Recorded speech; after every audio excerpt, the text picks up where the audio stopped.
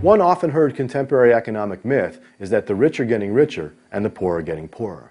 Like any myth, there is a nugget of truth to this. For example, if we look at the data, the top 20% of income earners today do have a larger share of national income than they did in the past, and the bottom 20% of income earners do have a smaller share of national income than they had in the past.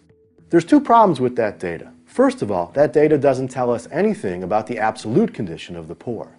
Just because one has a smaller share of income doesn't mean that one is absolutely poor.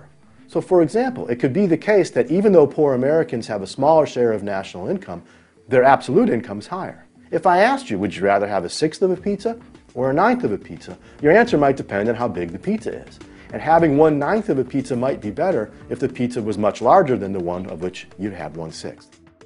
The real income of poor Americans today is higher than it used to be, even though their share of total income is somewhat lower. But all this misses the more fundamental point. The bigger problem is that data is snapshot data that compares wealthy people in one year with wealthy people in years before, poor people in one year, poor people years before.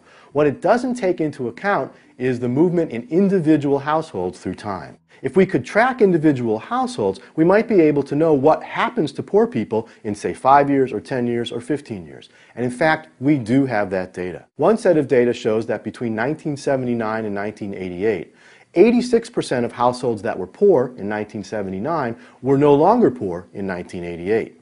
A second set of data from the University of Michigan shows that of households that were poor in 1975, over 95% of them were no longer poor by 1991.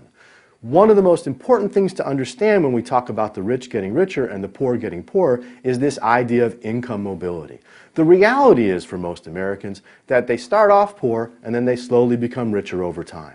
And in fact, if we look at that data comparing 1975 and 1991, what we find is that the average income gain for rich households over that period was just about $4,000, but the average gain for poor households over that period, $28,000.